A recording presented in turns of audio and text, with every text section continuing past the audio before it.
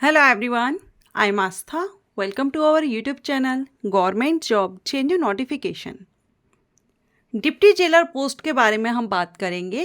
अगर आप जेल विभाग में डिप्टी जेलर बनना चाहते हैं तो क्या इसमें आपको सिलेक्शन प्रोसीजर, एलिजिबिलिटी कंडीशंस, सारा सब कुछ हम इस वीडियो में कवर करेंगे।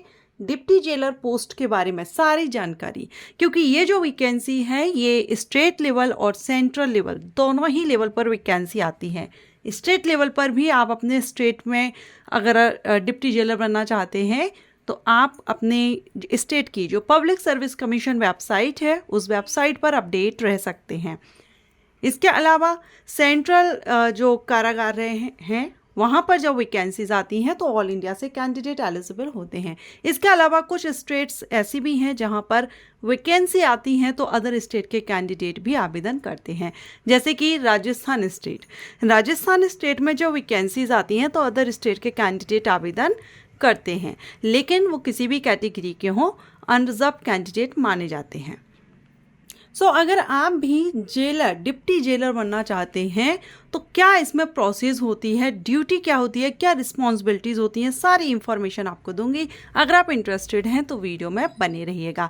ये बेहतरीन जॉब अपॉर्चुनिटी है, ऑफिसर लेवल की पोस्ट है। एक बार वीडियो को कंप्लीट जरूर देखिएगा, क्योंकि बहुत कम कैंडिडेट हैं जो डिप्टी जेलर पोस्ट के बारे में जानकारी रखते हैं। क्योंकि मैक्सिमम आपने देखा होगा रेलवे, एसएससी, बैंकिंग, ये कुछ डिपार्टमेंट ऐसे हैं जहाँ पर वैकेंसीज आती भी ज़्यादा हैं, बड़ी संख्या में आती हैं, आवेदन भी बहुत बड़ी संख्या में करते हैं और ज़्यादातर कैंडिडेट को जानकारी इन्हीं डिपार्टमेंट्स की होती है।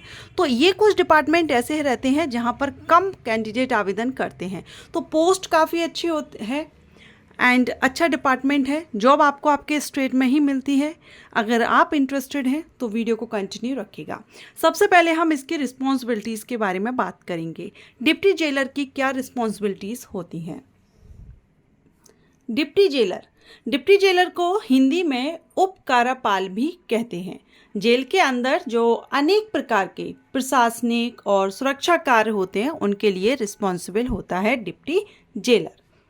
जेल के नियमों को लागू करना, जेल में शांति बनाए रखना, विभिन्न प्रशासनिक कार्य जैसे कि कैदियों का रिकॉर्ड का रख रखाव एंड अदर डॉक्यूमेंट्स का जो मैनेजमेंट है, रख रखाव है, ध्यान रखना, ये सारी जो प्रशासनिक नियम हैं, जो रूल्स हैं, उनको लागू करना। इसके अलावा अगर हम देखें तो जो डिप्टी जेलर है ये जेल अधीक्षक के आदेशों का पालन करते हैं। तो ये अभी हमने इसके वर्क या ड्यूटी हम कह सकते हैं, रिस्पॉन्सिबिलिटीज़ कह सकते हैं, इसके बारे में हमने जाना। अब अगर आप बनना चाहते हैं तो चलिए हम इसकी बाकी पॉइंट्स को भी कवर करेंगे। सबसे पहले हम बात करेंगे क्वालिफिकेशन की। डिप्टी जेलर बनने के लिए आपका ग्रेजुएट होना ज़रूरी है। अब ग्रेजुएशन आप किसी भी सब्जेक्ट से हो, any graduate candidate deputy jailer post के लिए एलिजिबिलिटी रखता है। ग्रेजुएशन में आपका परसेंटेज भी कितना हो, बस आप ग्रेजुएशन कंप्लीट होना चाहिए, पास आउट होना चाहिए, डिग्री आपके पास होनी चाहिए। लेकिन एक क्वेश्चन और आता है कि क्या अपीयरिंग स्टूडेंट एलिजिबल होते हैं या नहीं। तो अपीयरिंग स्टूडेंट जो फाइनल ईयर में पढ़ रहे हैं या जिन्होंने एग्ज़ाम दिया है, रिजल्ट का वेट कर रहे हैं, वो भी डिप्टी जेलर पोस्ट के लिए एलिजिबल होते हैं। लेकिन एक कंडीशन होती है कि आपका जो सिलेक्शन प्रोसीजर है उसमें लास्ट स्टेज रहती है इंटरव्यू की। तो इंटरव्यू तक आपका जो पासिंग सर्टिफिकेट है वो आपके पास आ जाना चाहिए। पासिंग प्रूफ आपके पास आ जाएगा अगर इंटरव्यू तक, तो आप आगे की जो सिलेक्शन अगर आपका होता है तो आपका इंटरव्यू के बाद में आपका सिलेक्शन होता है। लेकिन इंटरव्यू में आप तभी अपीयर होंगे जब आपका पासिंग प्रूफ आपके पास होगा। ग्रेजुएट एंड अपीयरिंग स्टूडेंट दोनों ही एलिजिबल होते हैं डिप्टी जेलर पोस्ट के लिए। इसके बाद अब हम बात करेंगे वेतन की।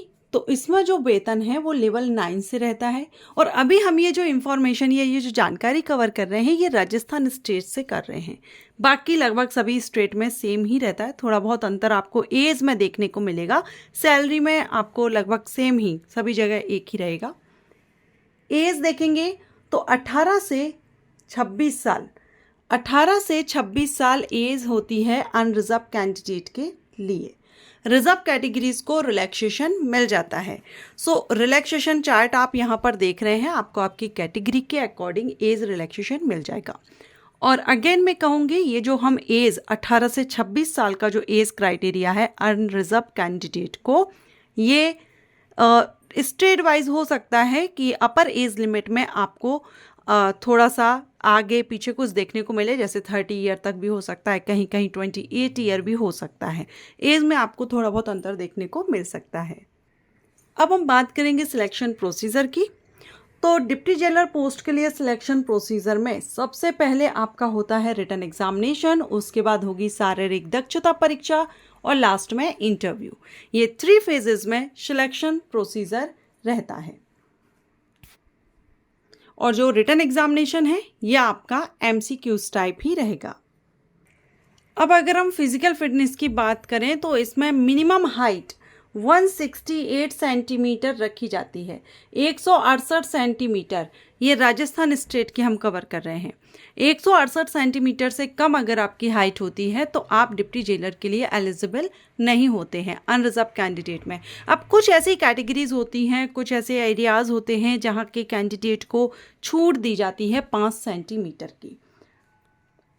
इसके अलावा जो चेस्ट है वो 81 टू 86 सेंटीमीटर रहता है। एंड यहाँ पर चार्ट भी दिया गया है, ठीक। यहाँ जैसे कि the height and weight of women candidate के लिए कम से कम 152 सेंटीमीटर हाइट होनी चाहिए और वेट 47.5 kg कम से कम आपका यहाँ होना चाहिए। बाकी विजन चार्ट आप यहाँ पर देख रहे हैं। एंड रिटन एग्जामिनेशन की बात करें तो इसमें आपका जो सब्जेक्ट्स हैं, इसमें general Hindi, general knowledge and general science से क्वेश्चन आते हैं। 3-3 घंटे का समय दोनों ही पेपर के लिए दिया जाता है। 200-200 नंबर का दोनों का, यानी टोटल 400 का रहता है। और ये हम राजस्थान स्टेट की कवर कर रहे हैं, इसलिए मैं यहाँ पर आपको बताना चाहूँगी कि राजस्थान स्टेट का ये जो नोटिफिकेशन है, अगर आपने इसमें आवेदन किया हुआ है तो इसके एग्जामिनेशन डेट आ चुकी है। 13 जुलाई 2025 से आपका एग्ज़ाम है। सो एग्ज़ाम डेट आ चुकी है। वीडियो को शेयर कर दीजिएगा जिसने भी ये फॉर्म फिलअप किया हुआ है, एग्ज़ाम का वेट कर रहे हैं, या RPSC की वेबसाइट पर जाकर के आप चेकआउट कर सकते हैं। एंड ये तो थी डिप्टी जेलर पोस्ट। अब अगर आप 12th लेवल की पोस्ट जेल विभाग में बनना चाहते हैं तो वो है वार्डर की पोस्ट। इसके ऊपर भी मैंने अभी हाल ही में वैकेंसी भी आई हुई है, मैंने वीडियो अपलोड किया है, लिंक आपको आई बटन पर दे दिया है, उसको विजिट कर लीजिएगा। वीडियो अच्छा लगा हो तो वीडियो को लाइक ज़रूर करें। Thank you.